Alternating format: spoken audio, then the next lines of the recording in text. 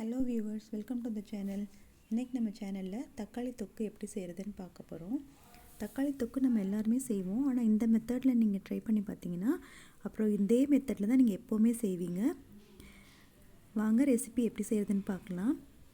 முதல்ல ஒரு 6-7 தக்காளி பழத்தை நல்லா கழுவி எடுத்து வச்சுக்கணும். எடுத்து வச்சுக்கிட்டு இதை ஒரு பாத்திரத்தில் தண்ணி நல்லா சூடு பண்ணிவிட்டு அதில் இந்த தக்காளி பழத்தை போட்டு ஒரு 5 நிமிஷம் கொதிக்க விட்டு எடுத்துக்கணும். இப்போ நல்லா கொதிச்சிருச்சு. தக்காளியோட தோல்லாம் லைட்டாக உறிஞ்சு வர ஆரம்பிச்சிருச்சு. இந்த ஸ்டேஜில் இதை எடுத்து இன்னொரு பாத்திரத்தில் பச்சை தண்ணி வச்சு அதில் போட்டுக்கலாம்.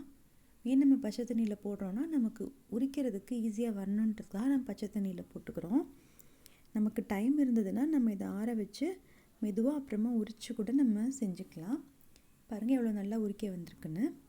இப்போ நம்ம ஒரு வாணலியில் நல்லெண்ணெய் விட்டுக்கலாம். ஒரு 6-7 ஸ்பூன் நல்லெண்ணெய் சேர்த்துட்டு கூடவே ஒரு 10-12 பல் அளவுக்கு வெள்ளைப்பூடு சேர்த்துக்கணும். நம்ம ஏன் வெள்ளைப்பூடு சேர்க்குறோன்னா தக்காளி பித்தம்னு சொல்லுவாங்க. ஸோ அதுக்காக நம்ம வெள்ளைப்பூடு சேர்க்குறோம். இந்த தொக்குல இந்த வெள்ளைப்பூடோடு சேர்த்து சாப்பிடும்போது டேஸ்ட் ரொம்ப டிஃப்ரெண்ட்டாக இருக்கும். குழந்தைங்க கூட விரும்பி சாப்பிடுவாங்க. இதில் கொஞ்சம் வெங்காயம் சேர்த்து நல்லா வதக்கி விட்டுக்கணும். வெங்காயம் நல்லா வதங்கினதும் நம்ம தோல் உரித்து நறுக்கி வச்சுருக்கிற தக்காளி பழத்தை சேர்த்துக்கலாம். தக்காளி பழத்தை சேர்த்துட்டு நல்லா கலந்து விட்டுக்கணும். நம்ம இந்த மாதிரி செய்யும்போது நமக்கு தோல் எதுவுமே இல்லாமல் ரொம்பவே நல்ல டேஸ்ட் பண்ணி சாப்பிட்ற மாதிரி இந்த தொக்கு இருக்கும். நம்ம யூஸ்வலாக தொக்கு செய்யும்போது தோல் ரொம்ப டிஸ்டர்ப் பண்ணிகிட்டே இருக்கும். அதனால் நம்மளால் அந்த டேஸ்ட்டை முழுசாக என்ஜாய் பண்ணி சாப்பிடவே முடியாது. இப்போது இதில் கொஞ்சம் உப்பு சேர்த்து மூடி போட்டு வேக வச்சு எடுத்துக்கணும். இது தக்காளியோட இந்த சுண்ணாம்பு பகுதின்னு சொல்லுவாங்க. அதை நம்ம எப்போவுமே தக்காளி யூஸ் பண்ணும்போது எடுத்துடணும்.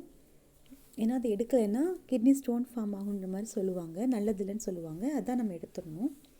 இப்போ இதை மூடி போட்டு வேக வச்சுக்கலாம். இப்போ நல்லா வெந்துருச்சு. நல்லா தண்ணி நல்லா விட்டு வந்திருக்கு, தக்காளி தண்ணியெல்லாம். இப்போது நமக்கு தேவையான அளவு மிளகாத்தூள் சேர்த்துக்கலாம். மிளகாத்தூள் சேர்த்து கிளறி விட்டுக்கணும். இப்போ நல்லா கிளறி விட்டதுக்கப்புறமா மறுபடியும் ஒரு 10 நிமிஷம் மூடி போட்டு வேக வைக்கணும். இப்போ 10 நிமிஷம் ஆயிடுச்சு. பாருங்கள் எந்த அளவுக்கு தக்காளி நல்லா குழஞ்சி கூழ் மாதிரி ஆயிருக்கு. நல்லா எண்ணெயும் பிரிஞ்சு வந்திருக்கு. இது நம்ம தோசை, இட்லி, சப்பாத்தி, ரைஸு எது கூட வேணாலும் வச்சு சாப்பிடலாம். ரொம்பவே அருமையாக இருக்கும்.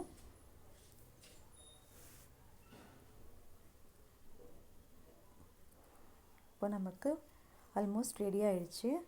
இந்த ஸ்டேஜில் ஒரே ஒரு ஸ்பூன் அளவுக்கு வெல்லம் சேர்த்துக்கலாம். வெல்லம் சேர்த்துட்டு கூடவே ஒரு 2-3 ஸ்பூன் அளவுக்கு நல்லெண்ணெய் விட்டு கலந்து வச்சிடலாம். அந்த மாதிரி செய்யும்போது நமக்கு அந்த நல்லெண்ணெயோட ஃப்ளேவரோட ரொம்பவே டேஸ்டியாக இருக்கும்.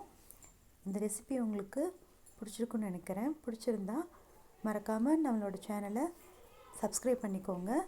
உங்கள் ஃப்ரெண்ட்ஸ்க்கும் ஷேர் பண்ணுங்கள். இப்போ இதில் நம்ம லாஸ்ட்டில் என்ன பண்ணுறோன்னா பெருங்காயத்தூள் கொஞ்சம் சேர்த்துக்கிறோம். அது ஒரு நல்ல ஒரு வாசனைக்காக சேர்த்துக்கிறோம். தேங்க்ஸ் ஃபார் வாட்சிங்.